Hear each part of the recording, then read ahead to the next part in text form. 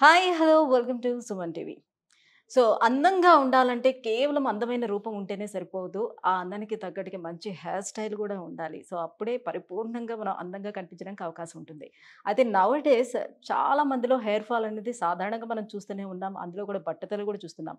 ఇంతకు ముందు అయితే కేవలం జెనెటికల్‌గా మాత్రమే మనం ఈ బట్టతల అనేది వంశపారంపర్యంగా వస్తుందని అనుకునేవాళ్ళం. బట్ నౌ డేస్ అమ్మాయిల్లో కూడా మనం బట్టతలని గమనిస్తూ ఉన్నాం. దానికి సో మెనీ రీజన్స్ అయితే ఉన్నాయి. సో బట్టతలొచ్చినా నో ఇష్యూ. ఇప్పుడు హెయిర్ ట్రాన్స్‌ప్లాంటేషన్ అయితే అందుబాటులో ఉంది కాబట్టి చేయించుకోవచ్చు అని అనుకుంటున్నాం. బట్ ఇందులో కూడా చాలా మందికి చాలా సందేహాలున్నాయి. సో ఎక్కడ హెయిర్ ట్రాన్స్‌ప్లాంటేషన్ చేసుకుంటే బావుంటుంది? చేయించుకున్న తర్వాత ఎలా ఉంటుందో? అది పర్మనెంట్‌గా ఉంటుందా? ఉండదా? ఇలా చాలా రకాల డౌట్స్ అయితే చాలా మందికున్నాయి. అవన్నీ క్లారిఫై చేసేందుకే ఈరోజు నేనొచ్చేసాను. జూబ్లీ హిల్స్‌లో ఉన్న శ్రీ రూప్ కాస్మెటిక్ క్లినిక్ వచ్చేసానండి. సో మనతో పాటు senior cosmetologist and surgeon doctor Rajasekhar గారు మనతో పాటు ఉన్నారు. సో డాక్టర్‌ని అడిగి తెలుసుకుందాం. Hello sir. హలో.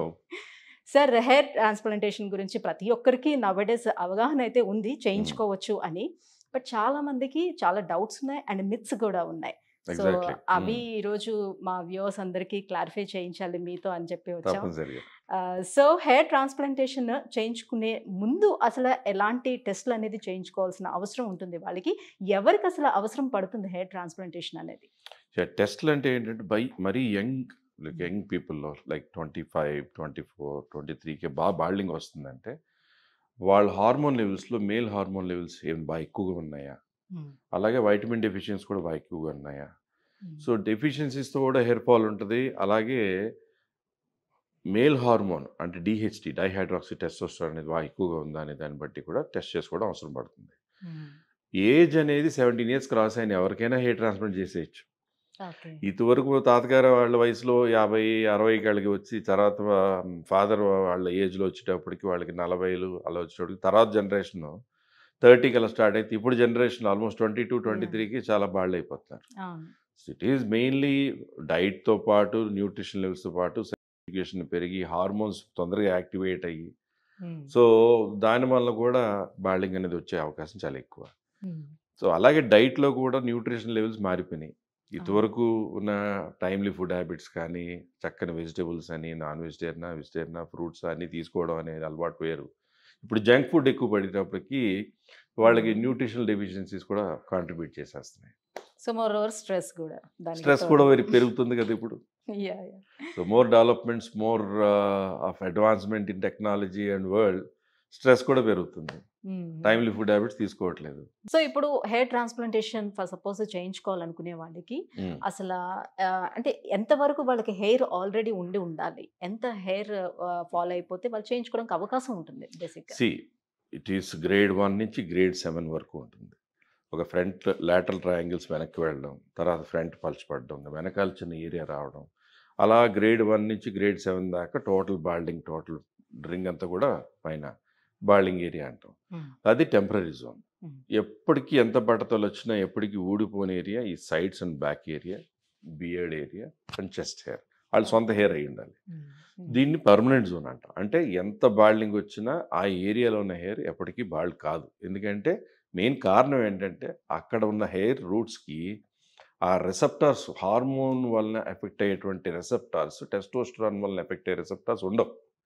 హ్మ్. దాని వల్లనే ఎంత బట్టతలొచ్చినా కూడా ఒక సైడ్ ఈ భాగం కానీ, బియర్డ్ కానీ, బాడీ కానీ గ్రే అవ్వచ్చు కానీ వయసుతో అక్కడ హ్మ్. ఊడిపోతుంది. సో, హుహు. That is why called as permanent zone. Hmm. So, zone బావుంటే ఎంత బాగైనా హెయిర్ ట్రాన్స్‌ప్లాంట్ చేయొచ్చు.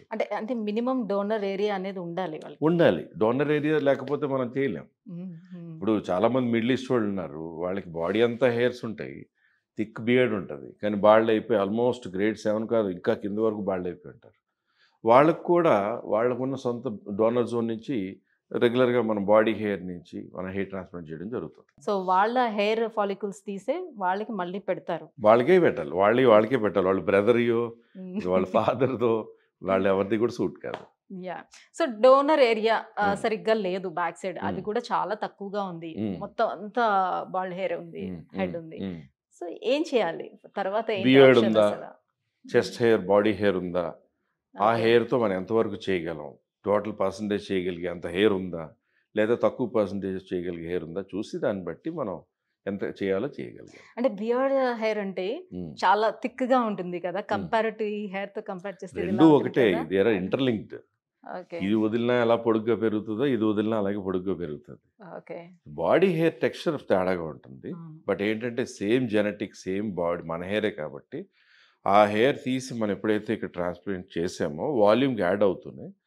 మల్టిపుల్ 8th మంత్ నుంచి రెగ్యులర్ కటింగ్ చేయడము అలా చేయగా కొన్నాళ్ళకి అది కూడా లెంగ్త్ పెరగడం మొదలు పెడుతుంది. సో ఎన్ని సిట్టింగ్స్ లోనే అది ఫినిష్ చేసేసుకోవచ్చు? కేవలం సింగిల్ సిట్టింగ్ లోనే మొత్తం అది సర్జరీ అలా అయిపోతుందా? ఉండదు. ఇప్పుడు ఫర్ ఎగ్జాంపుల్ 2 డేసా 1 డేనా, చిన్న ఏరియా అయితే 1 డే, బాగా పెద్ద ఏరియా అయితే 2 డేస్ పట్టచ్చు. అలా చేసిన తర్వాత మళ్ళీ ఒక 7-8 మంత్స్ తర్వాత మళ్ళీ అవసరమైతే ఇంకొంచెం వాల్యూమేట్ చేయాల్సిన అవసరం వస్తే కనుక దాన్ని వాల్యూమేట్ చేయాలి. సో ఇది చేయించుకునే ప్రాసెస్ మీద చాలా మందికి చాలా అపోహలు ఉన్నాయి, డౌట్స్ కూడా ఉన్నాయి. సో అందులో ఫస్ట్ ఆఫ్ ఆల్ ఏంటంటే బ్లడ్ లాస్ అవుతుందేమో అండ్ చాలా స్వెల్లింగ్ వచ్చేస్తుంది, పెయిన్ అసలు మనం బేర్ చేయలేము అని అనుకుంటూ ఉంటారు. నిజమేనా? There are many techniques. ఇంతవరకు వెనకాల కోసేవాళ్ళు, స్ట్రిప్లా తీసేవాళ్ళు, ఆ స్ట్రిప్ నుంచి వచ్చిన హెయిర్స్ అలా సర్దేవాళ్ళు. సో దాన్ని FUT అంటారు. తర్వాత FUE వచ్చింది, తర్వాత 4th జనరేషన్ FUE వచ్చింది. సో DHI అని, ADHI అని రకరకాల టెక్నిక్స్ వచ్చినాయి. సో శ్రీరూప్ కాస్మెటిక్ క్లినిక్స్లో చేసేది modified micro advance direct hair implant, అంటే MMADH technique. So 4th generation FUE లాంటిది. అంటే పంచ్ సైజ్ చిన్నగా ఉండడం వలన మైన్యూట్ ఇంజెక్షన్ ఎలా గుచ్చుతాం అలా చిన్న మైన్యూట్ పంచెస్, అంటే స్టెన్సిల్ పెన్సిల్ ఉంటుంది కదా, అంత చిన్న పంచెస్ లాంటి దాంతో హెయిర్ గ్రాఫ్ట్ తీయడం జరుగుతుంది. పెయిన్ ఉంటుందేమో అనుకోవడానికి, పెయిన్ లేకుండా ఉండడానికి ముందే నమ్మింగ్ చేసి ఆ తర్వాత నమ్మింగ్ ఇంజెక్షన్ ఇచ్చినప్పుడు కూడా పెద్ద పెయిన్ తెలియకుండా జాగ్రత్త పడతాం. సో పెయిన్ విషయం పక్కన పెట్టేసేయచ్చు.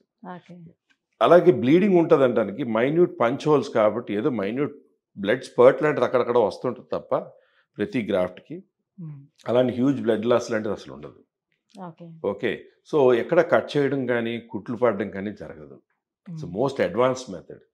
సో అలాగే వాపు ఎక్కువ వచ్చేస్తుందేమో అనుకోవడానికి చాలా కామన్గా మనం ఎక్కడైనా దెబ్బ తగిలితే ఎలా స్వెల్లింగ్స్ వస్తాయో అలా హెయిర్ ట్రాన్స్ప్లాంట్ చేసే కూడా ఫోర్ హెడ్ మీద కానీ ఐస్ దగ్గర అలా స్వెల్లింగ్ వచ్చినా 6 నుంచి 7 డేస్ ఉంటే తర్వాత తగ్గిపోద్ది.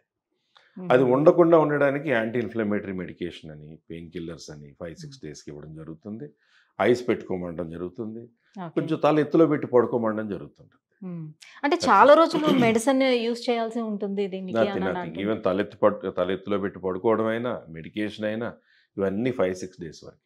సో తర్వాత కూడా క్లినిక్ వచ్చి చెకప్స్ కోసం అని చెప్పేసి రావాల్సిన నెసెసిటీ ఏమైనా ఉంటుందా? ఒకటి, ఇవాళ హెయిర్ ట్రాన్స్ప్లాంట్ అయిందంటే ఒక చిన్న ప్లాస్టర్ లాంటిది 1 డేనే ఉంటుంది, అది తీయించుకోవడానికి నెక్స్ట్ డే వస్తారు.